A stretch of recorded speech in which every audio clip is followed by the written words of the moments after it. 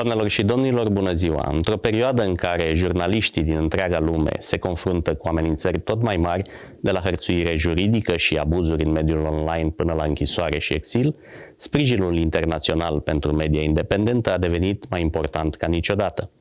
Invitata noastră de astăzi este Gulnara Akhundova, director regional pentru Europa la International Media Support și o susținătoare de lungă durată a libertății presei și a protecției jurnaliștilor aflați în situații de risc. Doamna Akhundova, vă mulțumesc că ați acceptat invitația IPN. Thank you for having me. So International Media Support has been working with independent media in the Eastern Partnership region for many years. What are the main projects that IMS has supported in Moldova so far, and what is the impact that you have recorded? Yes, IMS is a global media development organization based in Copenhagen, Denmark, and Eastern Partnership region, or we like to call it Europe, is part of our global portfolio. We also work in Middle East and North Africa, Asia and Africa. So we are a truly global organization. We have been working in Moldova since 2021 with a holistic approach targeting the overall media sector. And put simply, it's not about only supporting independent media houses, but also working in relation to media reform, legislation, safety of journalists, media literacy, and so on. So we like to call it a holistic approach. And this holistic approach we have been applying not only in Moldova, but in other countries of Europe, Ukraine, and other countries. The challenges are somehow similar in Europe and to all intents and purposes throughout the world. For example, if we talk about generative AI, artificial intelligence, and how traffic is diverted because of the rise of generative AI, and that directly hits the media and impacts media sustainability and revenue. It's just one example of a challenge that is a common challenge for the region.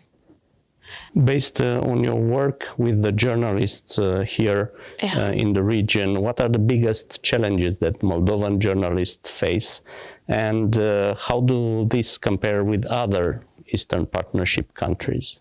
Yeah, first and foremost, it's sustainability. Sustainability and ability to compete on a market which is fair and competitive.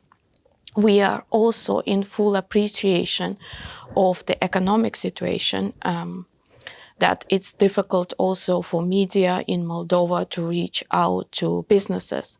And with departure of US as a donor from the market, the situation has become very difficult. What we see on the market in Moldova, that there are certain conditions on the market that needs to be improved, also as part of Moldova's accession plan for the market to become fair, competitive and transparent, for the market to become ready for the EU accession. Yeah, another fundamental challenge that independent media in Moldova face, and again, to all intents and purposes, this is not only the challenge for Moldova, but for the entire region, is hybrid threats, hostile propaganda and disinformation. And we see how media are struggling to stand out from all this information noise that is created by propaganda actors, by actors who aim to spread malign propaganda and disinform.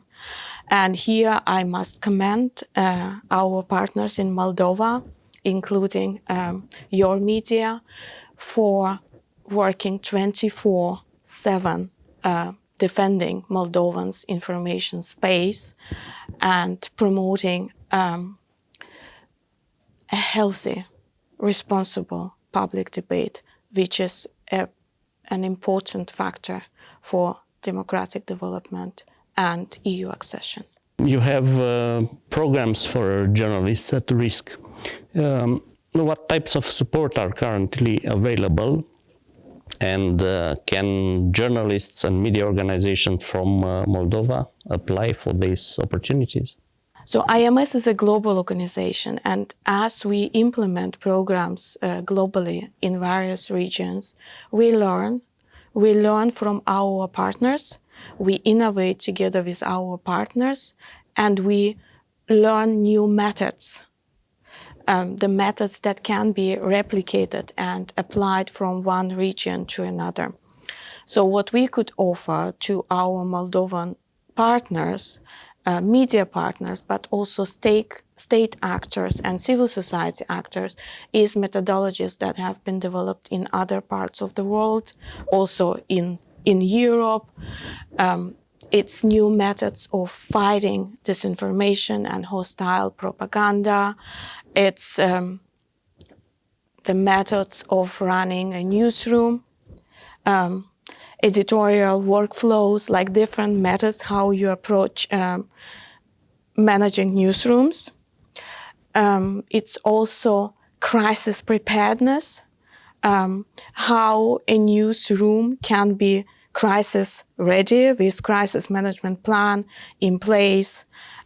It's about creating safety protocols for media to operate and many other methodologies. My point is that because we are a global organization and we operate in different parts of the world, we are so privileged to explore new solutions that come from those countries, and then we replicate these solutions elsewhere. Moldova ranks 31st in the Reporters Without Borders International Index. From your perspective, what progress has the country made in strengthening media freedom, and what challenges still remain in the country? Well, I would say that the progress from where I am sitting is the commitment by the state to strengthen independent media, to build independent media sector. And we have seen this commitment pronounced first in the National Plan for Media Development, which is coming to an end and now is to be replaced by a media strategy that is being developed by the Ministry of Culture together with media actors. This is a very important step that the state is taking, where media development is put high on the national agenda. And this is how it should be done in all the countries that we work. So I like to say that Moldova is a good example and inspiration for neighboring countries, for the rest of the region to adopt media development as part of national strategy. So I would say this is a main factor where we see commitment from the state to advance media development. We also see that now Moldova has an action plan for safety of journalists. That is another important milestone. Again, the state has taken a step towards having a national strategy to protect journalists. And this has been done in cooperation with the Council of Europe and the other important actors in this field. This is just several examples of this macro-level engagement, macro-level conditions for media to operate. Because when we talk about conditions, they can be at different levels. It can be the level of a media outlet itself, but what is important is the overall, we like to say it, enabling environment for media to operate, and the conditions have been put in place or are being put in place for media to operate in a safe, good environment.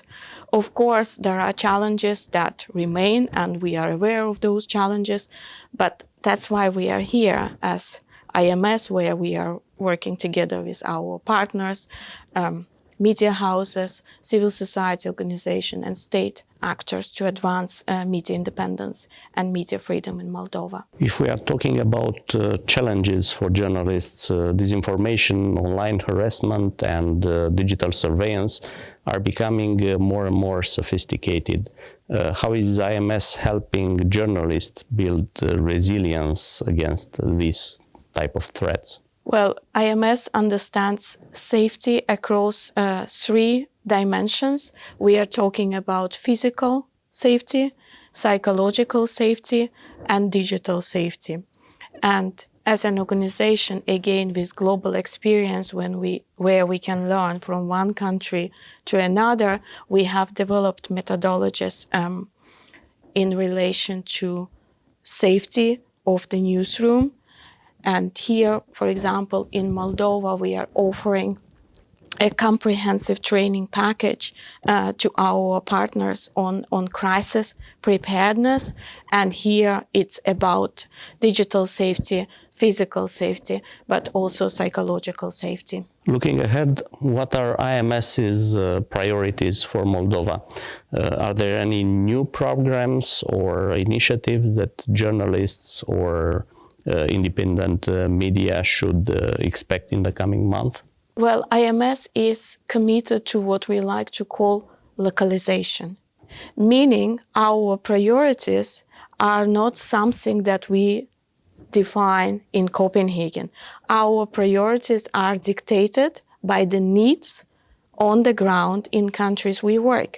So here we are listening to our media partners, to organizations like yours, to civil society organizations, to state actors, and we are acting in line with the national priorities. So for us, priority is to work together with our partners and the Ministry of Culture on media development strategy, and this strategy will further inform the work of IMS. For now, I can say that it will not be a surprise that the main nut to crack is sustainability of independent media. And here we have high hopes for serious market reform to ensure that at least this macro level conditions exist for media to be sustainable and operate. Media literacy and fighting disinformation will remain our priority, and we continue working with the media houses first and foremost, because at IMS we believe that good journalism is the best answer to disinformation. But also across the spectrum with different actors, civil society, media houses, media development organizations, and state to enhance media literacy and build resilience against disinformation and hybrid threats. During your stay in Moldova, you had several meetings, among which one with the President of the Republic of Moldova. What were the subjects that you addressed? The meeting was about media sector in Moldova and the importance of strong, independent media for democracy.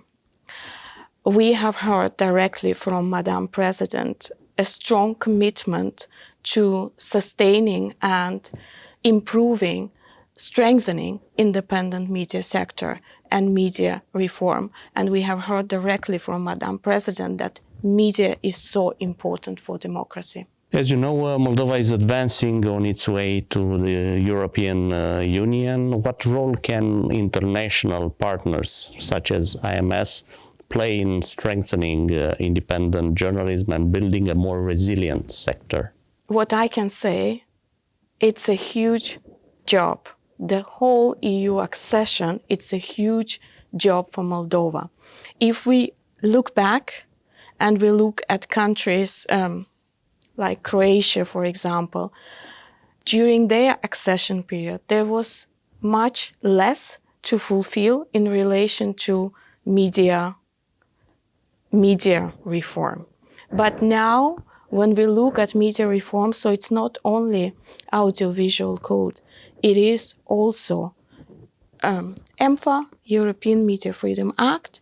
We are talking about Digital Services Act, Digital Market Act, GDPR, and everything else which is related to Digital Services Act.